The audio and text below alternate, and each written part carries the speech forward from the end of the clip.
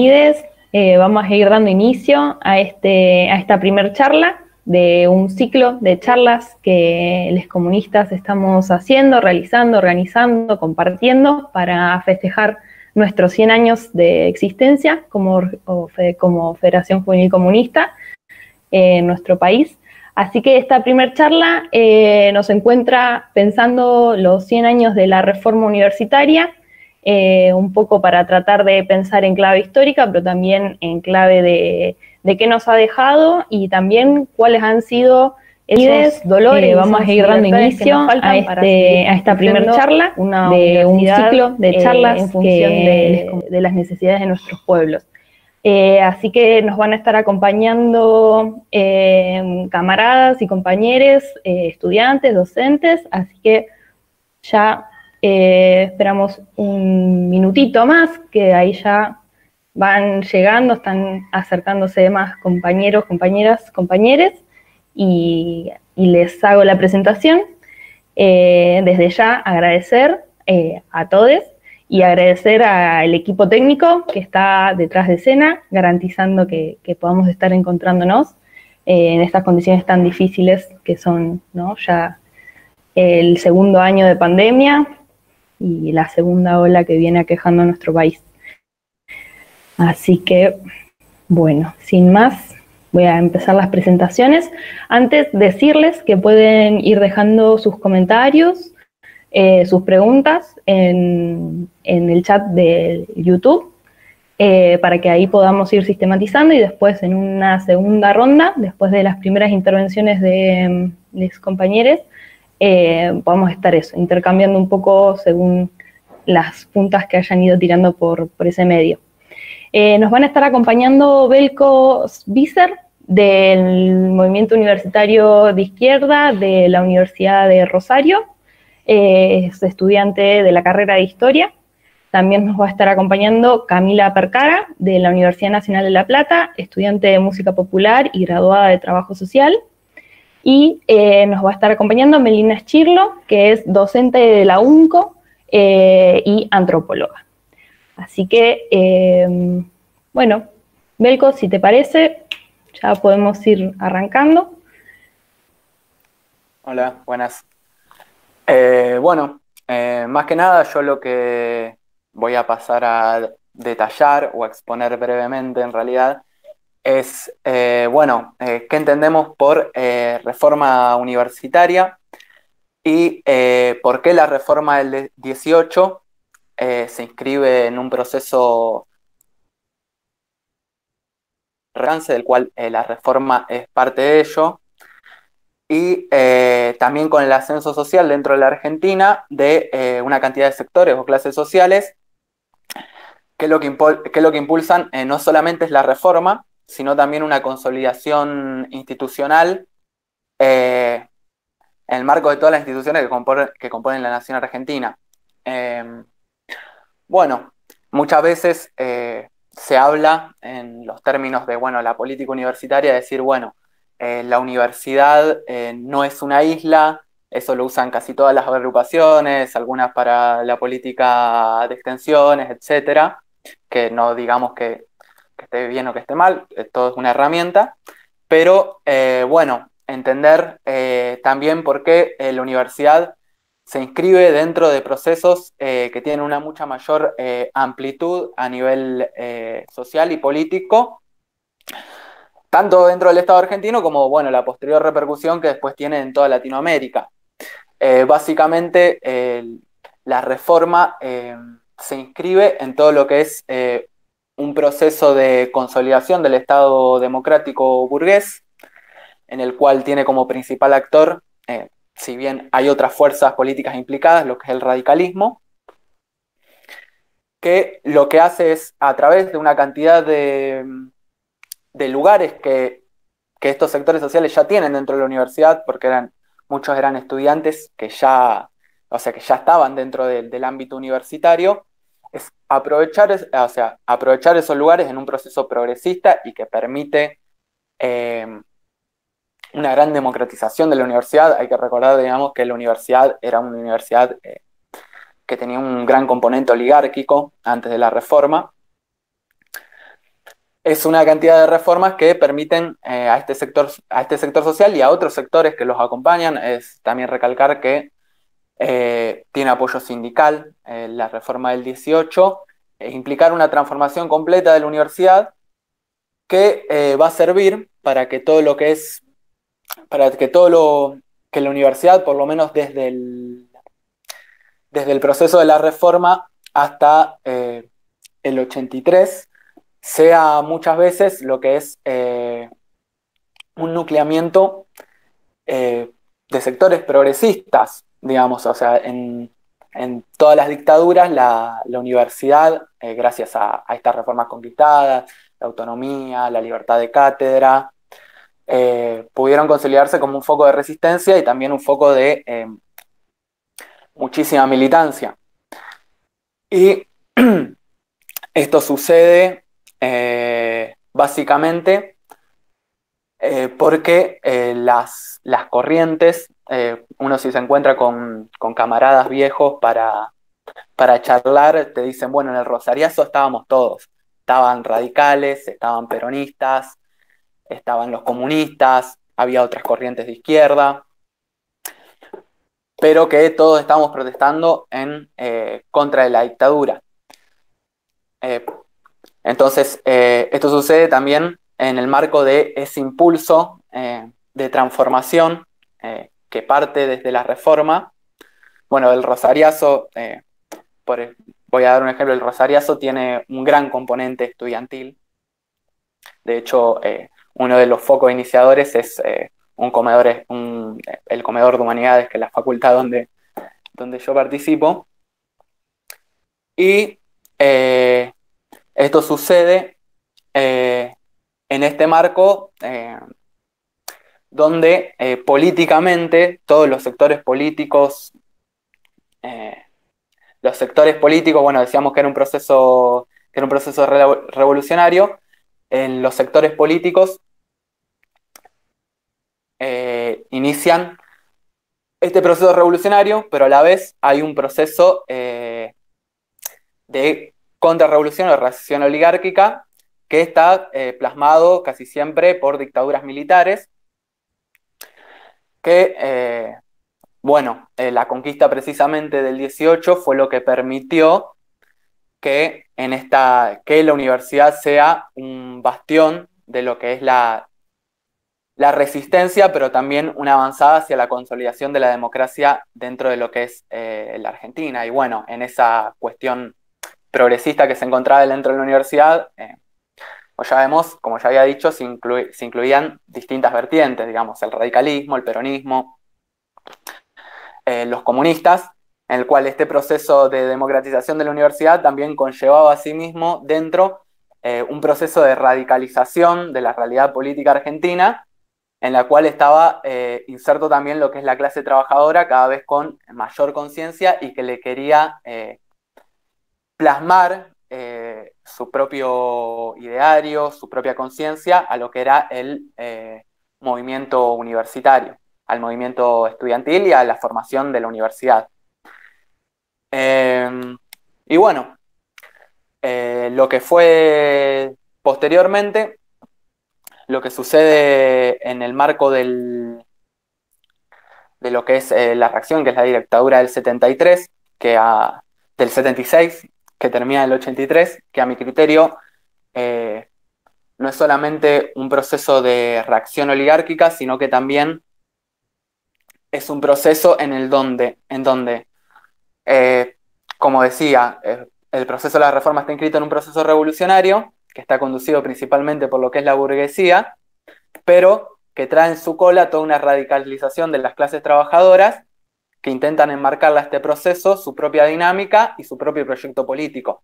Entonces, no es solamente una reacción oligárquica a la dictadura del 76, sino también es un intento de adecuar todo lo que es este proyecto político a las nuevas realidades y limpiando esa revolución burguesa, que podríamos decir, de los componentes de izquierdistas o de los componentes ligados a los intereses de lo que es la clase trabajadora. Por eso muchas veces se habla de, bueno, a partir del 83 la militancia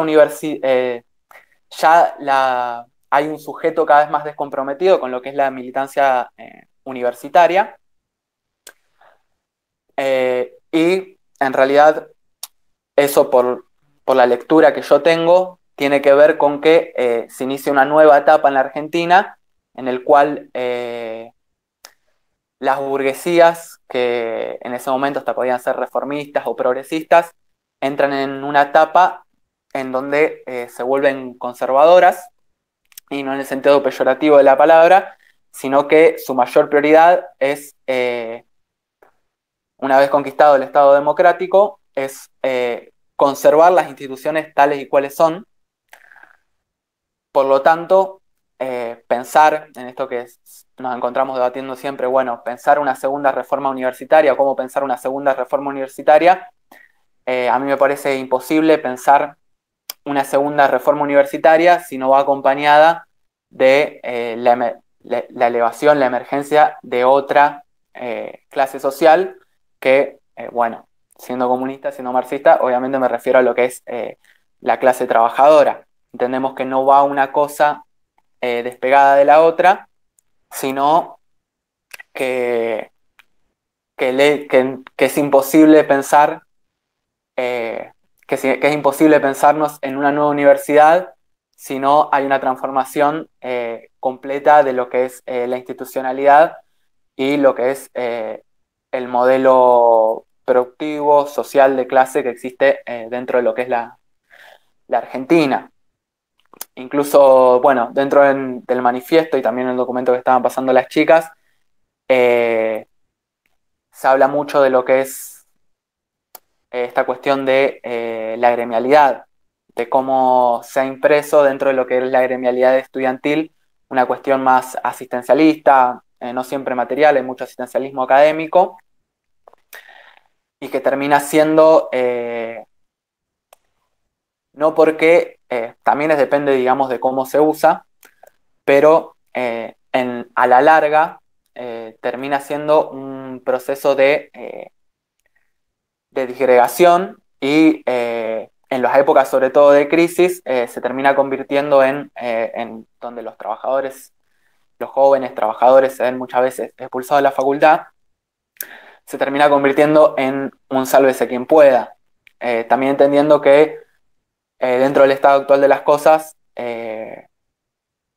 no existe mucha perspectiva, incluso dentro de la posibilidad de recibirnos. Yo estoy, por ejemplo, en una carrera docente y seriamente una de las cosas con las que se vale, digamos, esta concepción de la gremialidad estudiantil como una cuestión asistencialista es que incluso dentro de nuestras posibilidades de recibirnos, no nos encontramos en una situación en la cual vamos a poder gozar de un bienestar mínimo, y por lo tanto a lo que se recurre es a esta lógica de la militancia de, bueno, si en un futuro querés poder estar mejor vos individualmente, bueno, suma tantos puntos académicamente, etcétera, etcétera, etcétera.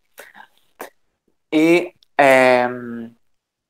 bueno, en ese sentido me parece que es una tarea de los comunistas, también aunándolo a lo que había dicho anteriormente, poder empezarnos a pensar de cómo podemos unir, a pensar y a practicar de cómo podemos unir lo que es la militancia estudiantil, lo que es la cuestión de la gremialidad estudiantil, a la situación que viven los trabajadores y sobre todo los jóvenes trabajadores, porque principalmente son los jóvenes los que siguen asistiendo a la universidad, o en su mayoría, los que asisten actualmente a la universidad, y también son los que, si bien se vive una situación de precariedad a todas las edades, el trabajo juvenil actualmente se encuentra ultra precarizado, y son esos mismos jóvenes los que asisten a la universidad, los que muchas veces el único lugar gremial que a ellos se les presenta es precisamente los centros de estudiantes dentro de las universidades.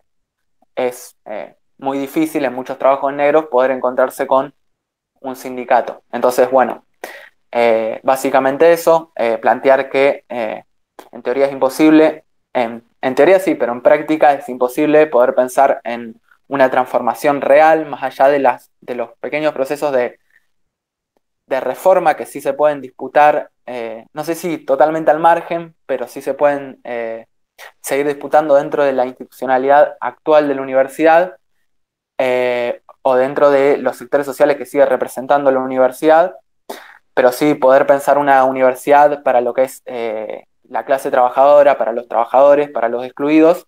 Es imposible en la práctica realizarlo si no va unado a un proyecto de transformación política, eh, y bueno, a un proyecto de transformación política que esté conducido por los trabajadores que se encuentren tanto dentro como fuera de lo que es la universidad.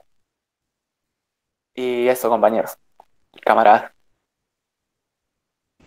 Muchísimas gracias, Belko.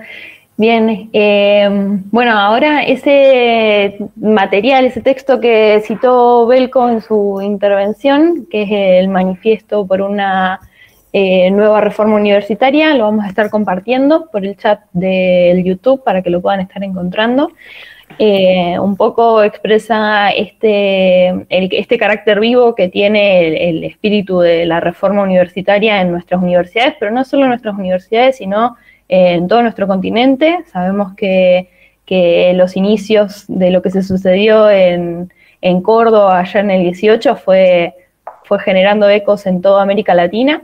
Y esos ecos llegaron hasta nuestro presente, y justamente con estas necesidades que un poco lo decía Belko recién, estas cuestiones que todavía nos falta profundizar, transformar, volver a pensar, volver a discutir, y un poco ese manifiesto lo que busca es eso, es pensar algunas síntesis de algunas ideas que se han ido discutiendo a lo largo de años de lucha, tanto del movimiento estudiantil como de graduados, docentes, y un poco el campo popular en su conjunto. Ahora, Cami, si querés continuar vos. Bueno, dale.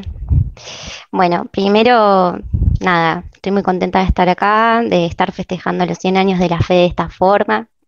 ¿Qué otra manera si no sería como rosqueando sobre espacios concretos y más sobre la universidad, que es un espacio tan necesario? Por ahí un poco como para dar continuidad a un poco de lo que planteaba Belko, voy a tratar de no ser tan desordenada, pero también en la medida que iba hablando como que se me iban viniendo un montón de cuestiones, de ideas, preguntas, y pensaba en esto de lo interesante de hacer un ejercicio sobre la reforma, digamos, de volverla propia y poner en diálogo, digamos, este hito para que no quede como una cuestión fosilizada del pasado y eh, que no tiene ningún tipo de continuidad, y traerlo en términos de, bueno, dialogarlo con el presente y también teniendo estos insumos como los que hemos podido construir, como fue el nuevo manifiesto, digamos, por una nueva reforma. Y también en ese sentido preguntarnos, bueno, ¿qué implica una nueva reforma? ¿Qué es qué es lo que precisamos en este contexto? ¿Cómo podemos generar ciertas transformaciones? Y me parece que en ese sentido la universidad, si nosotros estamos pensando como comunistas otro tipo de proyecto, es un espacio ineludible en términos de disputa, digamos. Y en ese sentido, por ahí, bueno, vemos que en la reforma del 18 nos encontramos como con una universidad, bastión de la iglesia, esto con un gran componente oligárquico, que era un poco esta cuestión embrionaria de la discusión sobre la autonomía, digamos. La cuestión de la autonomía giraba en esta discusión. Y en este sentido me parece que traer al presente esta discusión sobre la autonomía, o sea, es como una continuidad. Y en este sentido, bueno, autonomía en función de qué, ¿no? O sea, sabemos que el mercado ha ganado cada vez mayor injerencia en la universidad, las transnacionales financiando, digamos, a diferentes universidades, poniendo el foco en ciertas carreras vinculadas a las cuestiones más de las ciencias aplicadas, de las ciencias exactas, tal vez y hasta de las ciencias sociales y humanas también, pero me parece que es un fenómeno que lo vemos más en ese sentido. Y esto tiene un impacto directo en los temas y problemas de investigación. Y por ahí, retomando algo que traía Abel con relación a la cuestión del empleo, yo pensaba, bueno, qué necesario es que a nivel país, a nivel proyecto de sociedad, podamos construir un esquema universitario en el cual, o un sistema de planificación donde los ingresos a la universidad también tengan su correlato en la cuestión del empleo. Digo, también apostando a la construcción de un proyecto de país. Y porque sabemos que la universidad en ese sentido es el espacio formador de cuadros técnicos, científicos, políticos, eh, que hacen a determinado proyecto, y es una dimensión de la autonomía sustancial, digamos, para estar pensando un proyecto soberano de país, ¿no? Porque sabemos que la producción científica no está y técnica no está desvinculado ni alejado de la política, para nada, están totalmente interrelacionados. Y viniendo un poco más al presente, lo estamos viendo con toda la cuestión de la pandemia, la cuestión de las vacunas y la liberación de las patentes. Eh, digamos, o sea, esta situación como que pone un poco de manifiesto que justamente la producción de la ciencia y la tecnología es un problema de poder, y digamos, justamente para necesitamos tener mayor soberanía, eso nos permite una mayor producción, eh, y bueno, o sea, concretamente con la producción de vacunas lo vemos en esto de el pago de las patentes y el pago de todo lo que es la propiedad intelectual de la producción científica, ¿no? Y la producción de las vacunas. Entonces ahí mismo nosotros vemos cómo las reglas de juego, o sea, no las ponemos nosotros para nada, las pone el mercado. El conocimiento en ese sentido no termina operando como un bien público ni como un derecho humano, y termina primando todo el mercado, digamos, y el acumulado de ciertas empresas que tienen la propiedad intelectual de estas vacunas. Eh, digamos, en estos días tuvimos también como buenas noticias que celebramos rotundamente que la Sputnik se va a empezar a producir en laboratorios privados. De hecho, a ver, yo en la Universidad Nacional de La Plata vemos también cómo de pronto la universidad ha puesto a disposición muchos espacios, muchos laboratorios, etcétera, a disposición de la producción científica. Pero bueno, nos encontramos con esta situación de este laboratorio, que es un laboratorio privado, digamos, también. Y eso también hay que decirlo, porque implica una necesidad que también tenemos como proyecto, nuevamente, digamos, ¿no? La planificación de la producción técnica y científica para la soberanía del país. O sea, en la medida que no jerarquicemos y se financien los laboratorios públicos, bueno, vamos a seguir dependiendo de entidades privadas. Eh, Así que en ese sentido me parece que es muy arriesgado caer también en posturas que subestimen las luchas políticas, ideológicas, científicas que se generan hacia adentro y hacia afuera de la universidad en esta interrelación, porque justamente nos abre una disputa sumamente abierta que es, bueno, ¿para quién? ¿En función de qué se construye conocimiento? ¿Para quiénes? ¿Para qué? Y ahí me parece que también en la medida que nosotros no disputemos, no construyamos, es algo que terminamos relegando para los sectores concentrados de poder.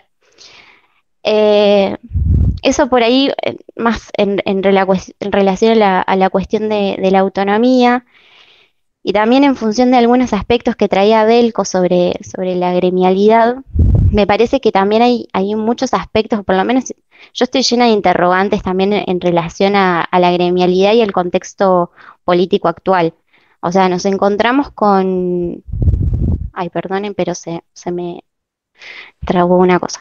En relación a que, digamos, el neoliberalismo o sea, sabemos que lo epocal va configurando ciertas formas de de subjetividad que de alguna manera el neoliberalismo fue modelando como un sujeto social individualizado, individualizante, que transita la universidad desde un enfoque totalmente individualista, donde prima el sálvese quien pueda, y me parece que es algo que las organizaciones estudiantiles, voy a hablar desde de lo estudiantil, pero me parece que no es algo que ocurre solamente en lo estudiantil, digo, es una dimensión de lo gremial en general, es algo que lo venimos atravesando y que lo, es algo totalmente a problematizar, digamos, cómo podemos llegar a interpelar a todo un sector que no se siente justamente interpelado por la vida política o universitaria.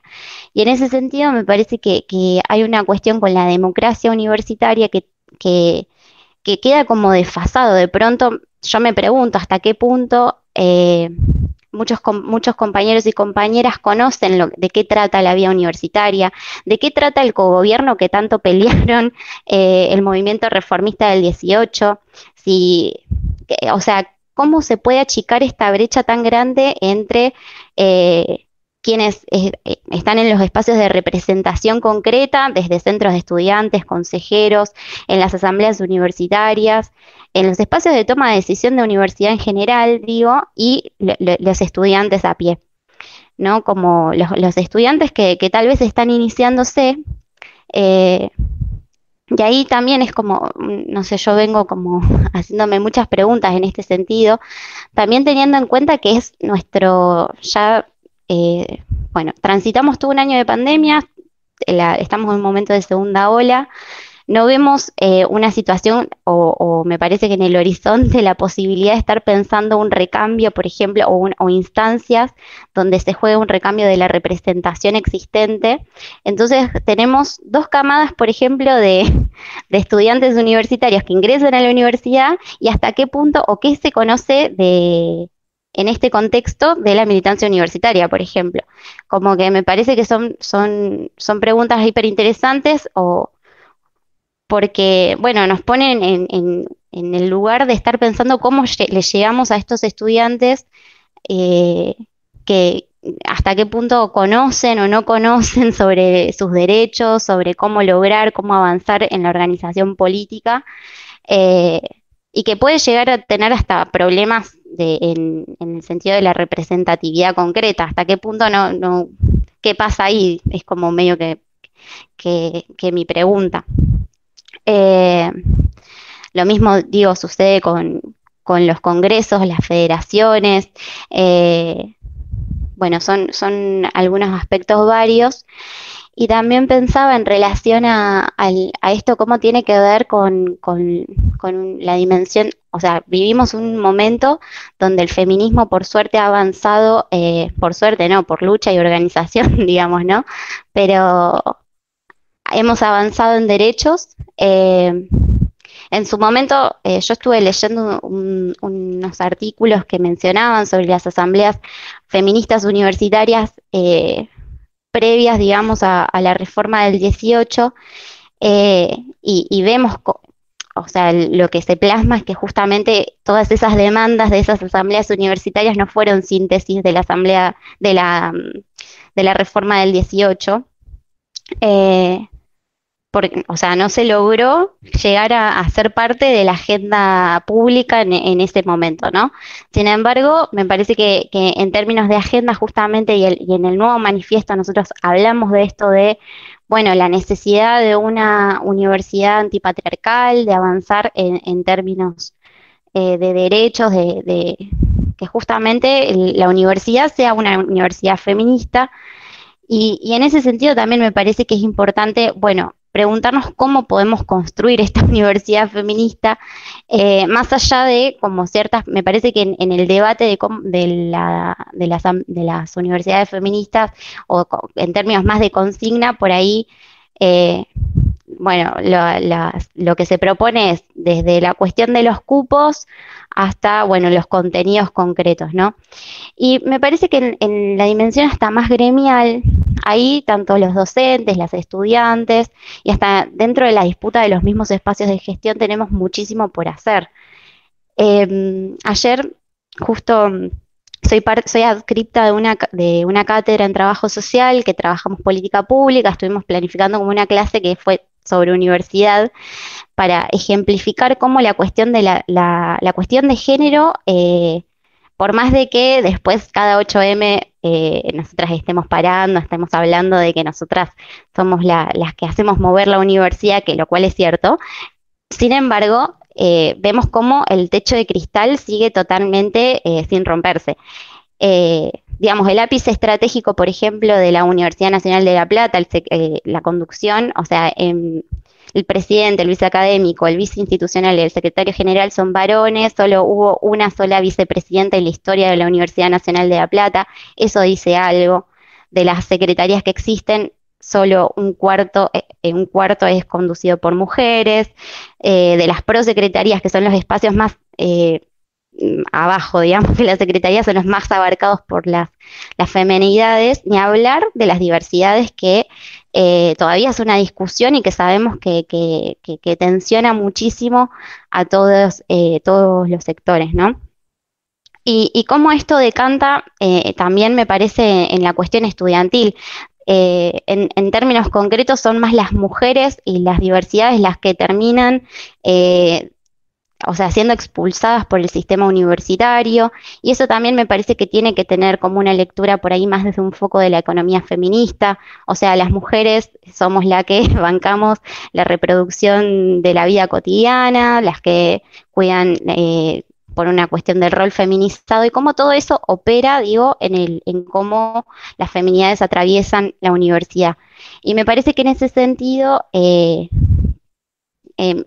tenemos que avanzar y construir o problematizar estos aspectos para bueno, tener como otra profundidad en los reclamos también.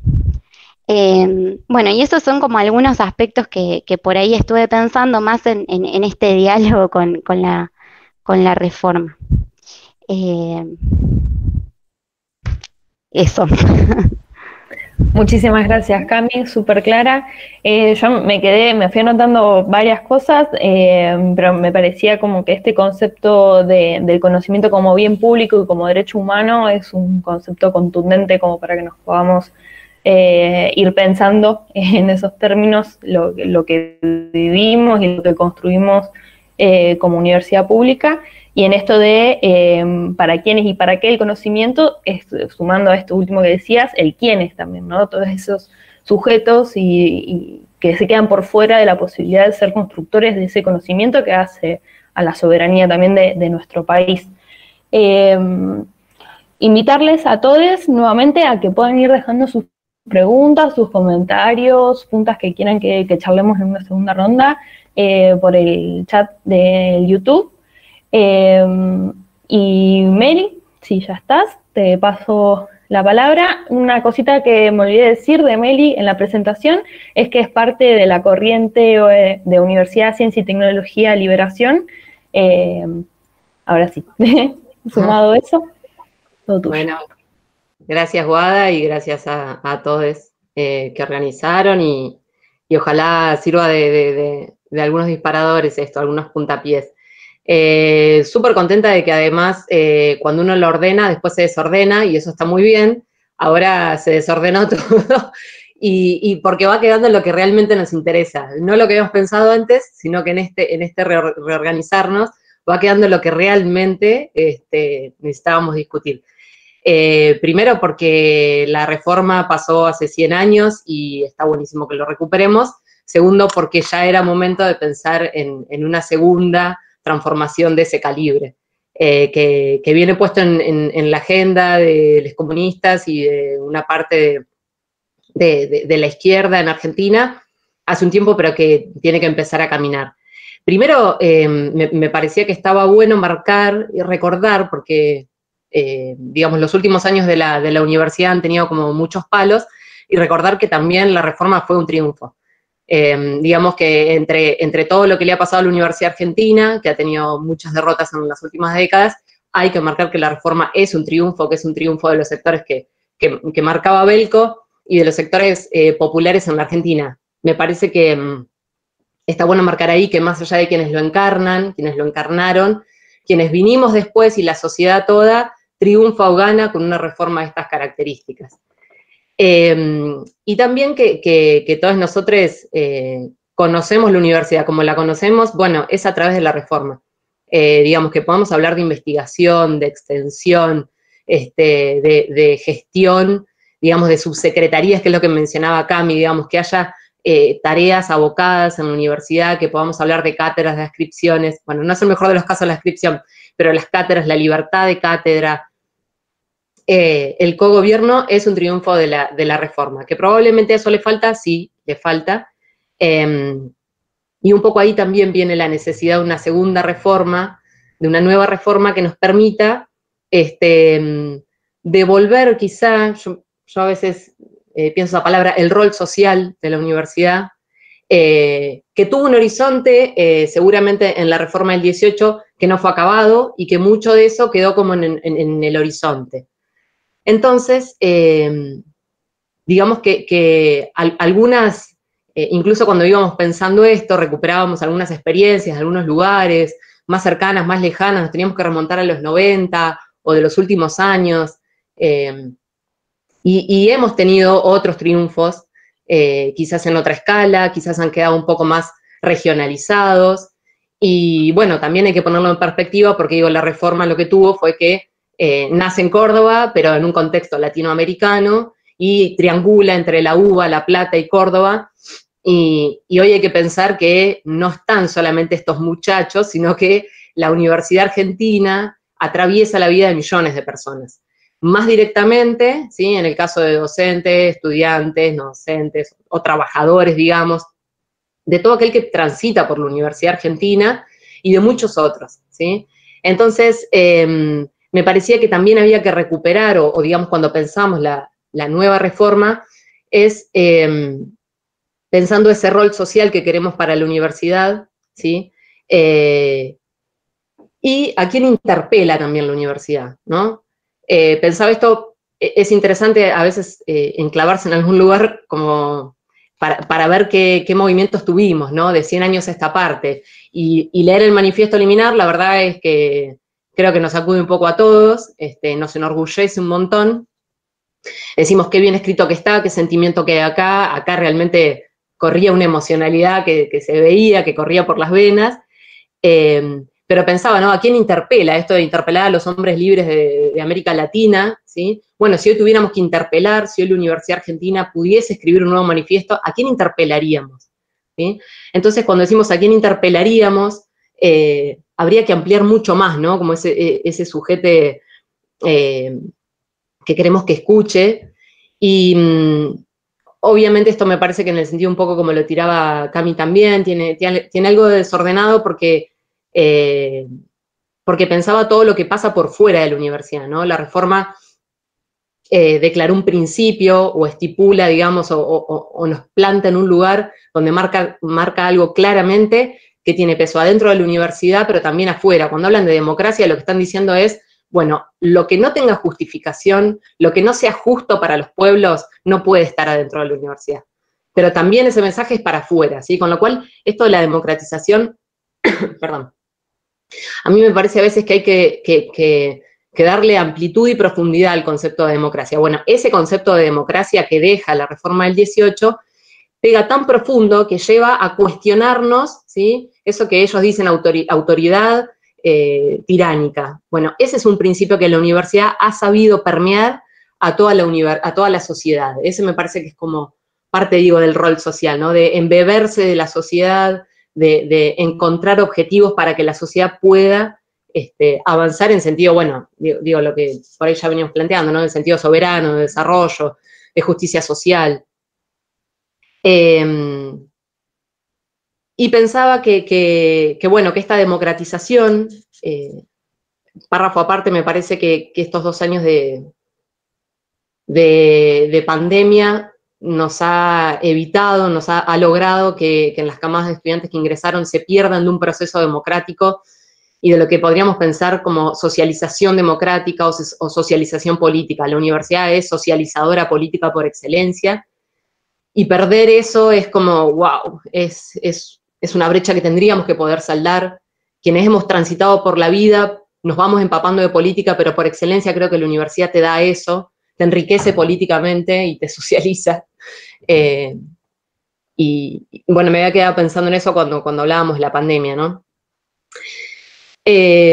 Bueno, y volviendo quizá a esto, a por qué una nueva reforma interpelaría, ¿sí? O debiera interpelar a más, digamos, a más sujetos. Obviamente tiene que poder interpelar, diríamos, a todos, ¿no? Entonces, para que eso ocurra, ¿sí? Tendríamos como que empezar a repensar las tres patas de la universidad, seguramente, esto de la docencia, la investigación y la extensión.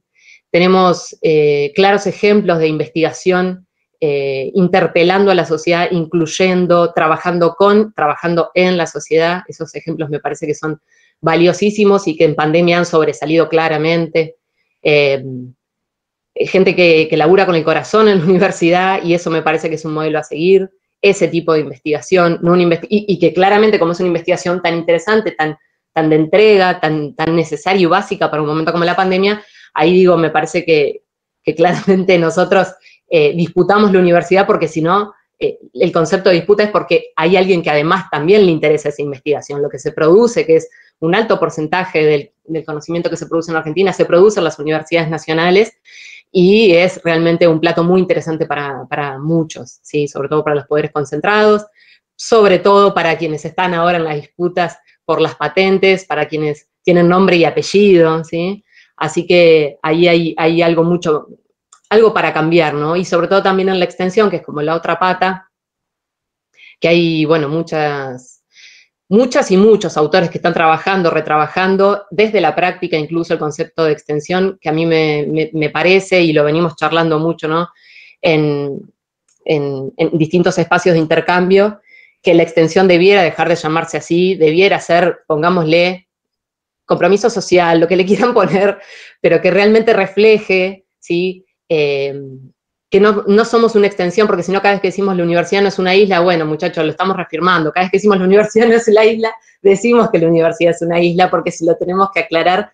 Entonces, pensaba esto, cómo esa reforma logró interpelar una parte de la sociedad. Bueno, la parte de la sociedad que no logró interpelar, ¿sí? La reforma del 18 tiene que ser capacidad nuestra. Parece grande y parece inabarcable, pero tenemos que hacer el intento de que la sociedad toda sienta que la universidad es tan importante en su vida que hay que construirla. Yo creo, y no estoy rememorando con la cabeza, sino que estoy rememorando con las sensaciones, al 2000, no quiero mentir, pero ¿en qué año fue que hicimos la marcha federal tan grande, que llovió tanto? ¿Se acuerdan? El 2017.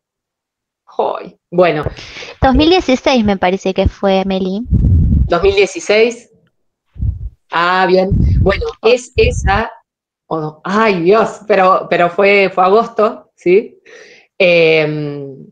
Logró, digamos, a fuerza de militancia, logró hacer un llamado a la sociedad toda de, che, la universidad se está devastando, si esta universidad no se financia, si nadie piensa en la universidad, esta universidad pública como la conocemos, el tesoro de Argentina deja de estar. Yo recuerdo esa sensación, haberla vivido como todo el mundo mirando a la universidad, así no se puede, así no se hace un país. Esa fue una patada muy grande para el gobierno de Macri, y digo, esa interpelación me pareció como muy interesante, que no se hizo, digamos, escribiendo algo, plasmando algo, sino que se hizo a fuerza de movilización.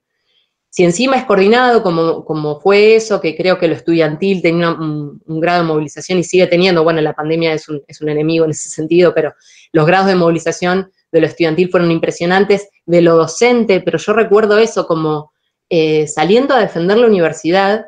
Me parece que es una interpelación de esas características la que debiéramos.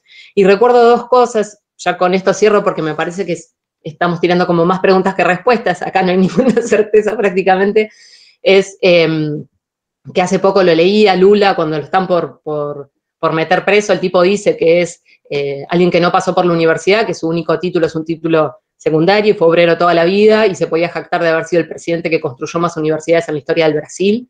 Y hace poco escuché una entrevista de Marlene Guayar, que ella nunca pasó por la universidad, pero tiene un mensaje claro de la universidad, de qué quiere de la universidad y qué es lo que ella le pide, ¿sí?, a la academia, y es que deje de ser la academia, ¿sí?, que la universidad deje de ser la casa que es mencionada desde afuera, sino que lo que estamos pensando es, bueno, que todos esos actores que sentimos que son parte de lo popular, tenemos que hacer los esfuerzos inquebrantables para que estén adentro de la universidad, o que la universidad sea tan grande que no haya posibilidad de quedar afuera nadie, ¿no? Pero bueno, ese esfuerzo me parece que es un poco lo que convoca la idea de la nueva reforma, o como por lo menos yo siento ese llamamiento. Eso por ahora que me parecía. Bien, bueno, Meli, muchísimas gracias. La verdad que los tres unos aportes importantísimos para que podamos seguir pensando en cada uno de nuestros lugares de militancia, de estudio. De nuevo, ¿no? O sea, resulta fundamental y ahí queríamos recuperar algunas cositas que un poco fueron saliendo, sobre todo en lo último que decía Meli, pero respecto de en esto de pensar el rol social, la función social de la universidad, cómo se ha puesto en jaque y cómo se ha incluso demostrado en algún punto en estos tiempos, en estos momentos de pandemia. Entonces, la propuesta es que podamos hacer una pasadita más corta, en el mismo orden, arrancando Belko, sigue Cami y cierra Meli, respecto un poco de eso, de cuáles son los desafíos de nuestra universidad pública en estos tiempos de pandemia, en lo aprendido hasta acá y en lo que podemos proyectar en adelante, con libertad de lo que les parezca e interpreten por eso. Belko, si estás ahí, ¿querés? Hola.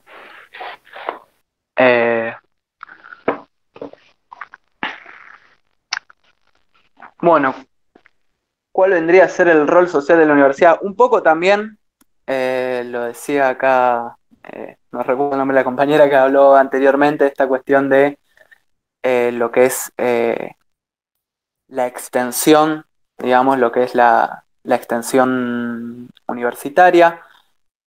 Yo pienso que la universidad en este sentido tiene dos roles que son fundamentales. El primero me parece que es el de, ya que estamos en una época de contención, es implementar todas las políticas que estén a su alcance para poder mantener a los estudiantes dentro de lo que es la vida universitaria, dentro de lo que es el circuito universitario. En esto se ve mucho el tema de la desigualdad digital. Podemos decir que en la universidad se terminan reflejando las desigualdades de la vida real y bueno, en esta cuestión de lo que es la digitalización de la universidad, eso también se vio y se vio también en lo que fueron algunas cifras de deserción estudiantil. Entonces, por lo tanto, un rol hacia adentro de la universidad y que también termina siendo social porque en cierto sentido los estudiantes que se quedan afuera son realmente los que no tienen las posibilidades. Y en segundo sentido, bueno, está este debate político que se mencionaba anteriormente de lo que es el debate hacia lo que es todo el proceso de pandemia, hacia lo que es la producción de conocimiento científico, hacia lo que es esto de la producción de los instrumentos propios, digamos, en cuestión de soberanía nacional, y yo pienso que la universidad es un rol central, no solamente en tiempos de pandemias, pero que en tiempos de pandemia se vio reflejado muchísimo, es el tema de soberanía nacional, en torno a muchísimos debates que se vinieron dando, no solamente en esta cuestión de lo que es la producción de vacunas o la producción de respiradores, sino incluso dentro de lo que es el modelo productivo Argentina, que es lo que ha impedido o lo que la misma derecha de lo que la misma derecha se ha avalado para llevarse puesto cualquier medida sanitaria que el gobierno hubiera intentado emplear.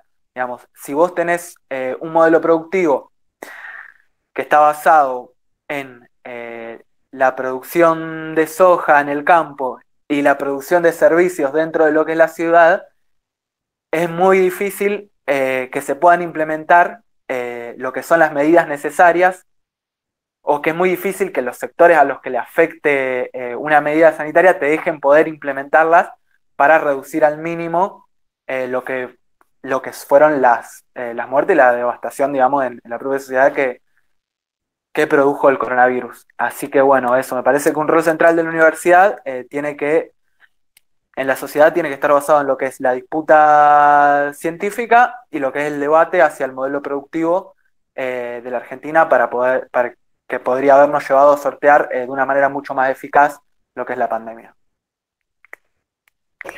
Buenísimo, Belko, muchas gracias. Cami, si estás por ahí, ¿querés continuar? Sí, acá estoy. Bueno, yo estaba pensando como en varias, no sé si un rol, pero me parece que varias tareas como y desafíos en los cuales me parece que hay que avanzar. Primero en que las universidades pongan a disposición todos los bienes, insumos, espacios para la producción y del estudio, bueno, de la situación concreta sobre el COVID. eh, eso por ahí más en términos de la producción y científica, y pensaba que en términos de la extensión y de las políticas de bienestar, eh, estamos en un momento que me parece que se pueden dar puntos de encuentro entre estas dos dimensiones también, ¿no?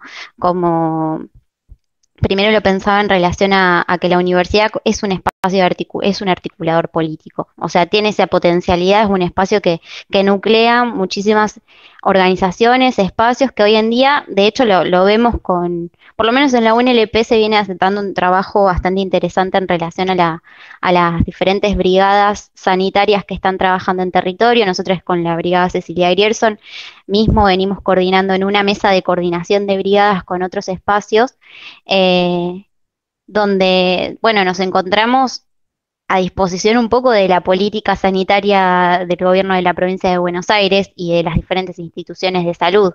Y eso es un insumo es un espacio que encuentra desde organizaciones, estudiantes organizados y no organizados también, que de pronto por la situación de la pandemia se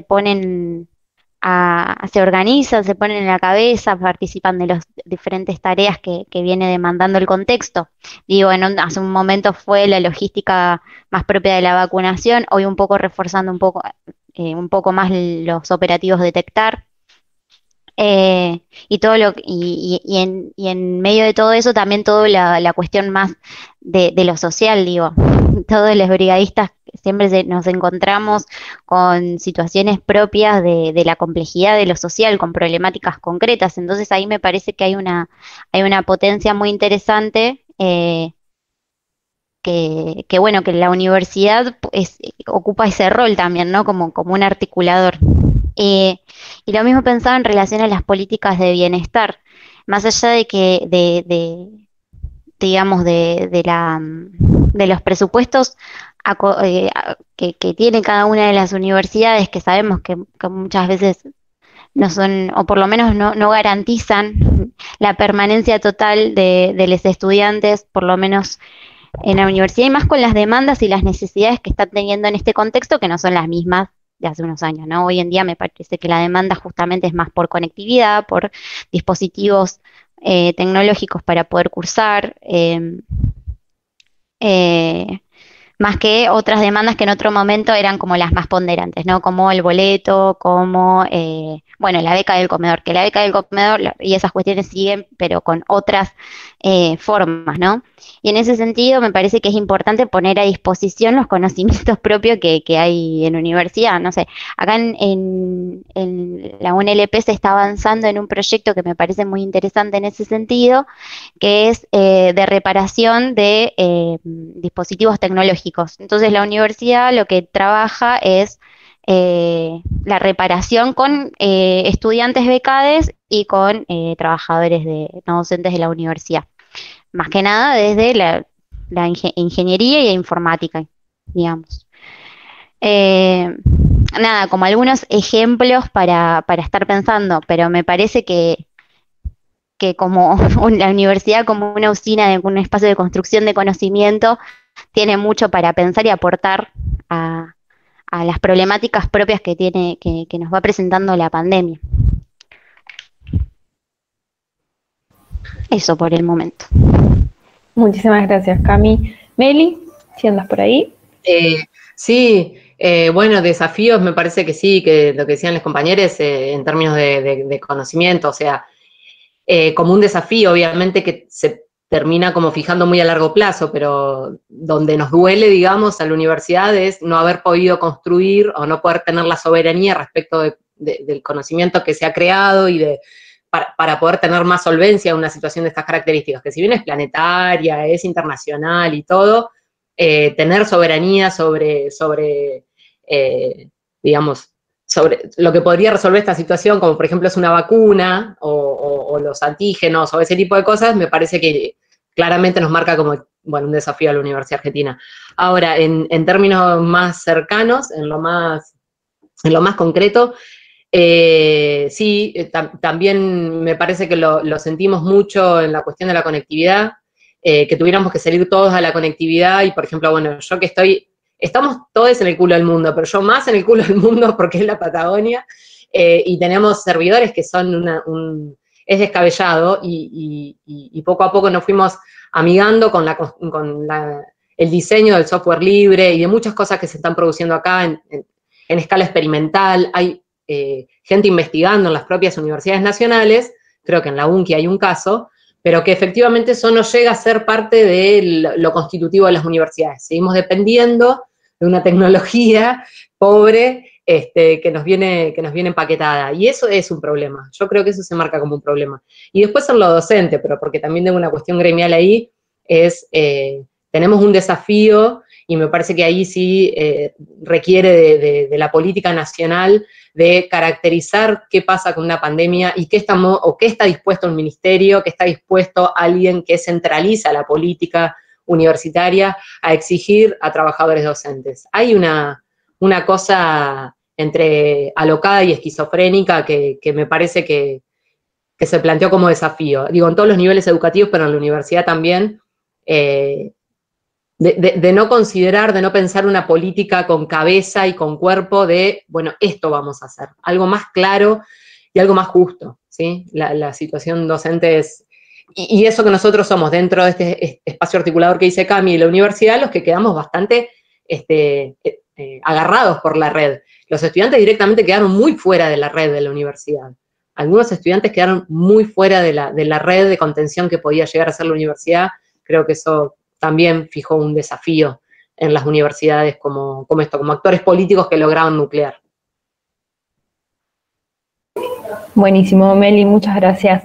Bueno, ya vamos cerrando entonces. Primero que nada, agradecerle a los tres camaradas, compañeros que nos acompañaron en el panel, a todos quienes siguieron la transmisión en vivo y a quienes puedan estar viéndolo después con la grabación. Invitarles a que también se puedan estar sumando a esta campaña por la liberación de las patentes, que un poco se mencionó en alguna de las intervenciones, pero que bueno, resulta fundamental. Hemos tenido la suerte de poder celebrar en estos días la producción nacional de la vacuna Sputnik, pero que seguimos pensando y apostando a que el desafío incluso de la humanidad toda es la liberación de las patentes para que pueda el acceso a la salud y a la vida ser esto, ¿no? Un derecho humano efectivo, y pensándolo por ahí particularmente desde una cuestión más nacional, poder pensar no solo en una producción nacional, sino que un poco se dijo acá, una producción pública, que un poco no es lo mismo, y eso nos puede invitar a pensarlo, así que invitarles a todos a que se puedan estar sumando a las campañas, a la difusión, a las distintas actividades que se van a estar haciendo de divulgación y de formación respecto al tema.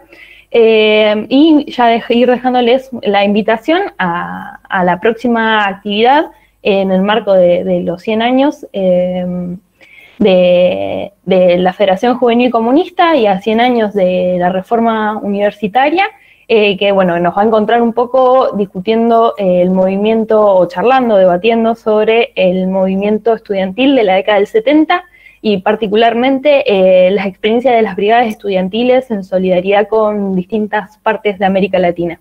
Así que ya les dejamos ahí como un pequeño adelanto y bueno, nos estaremos encontrando prontamente.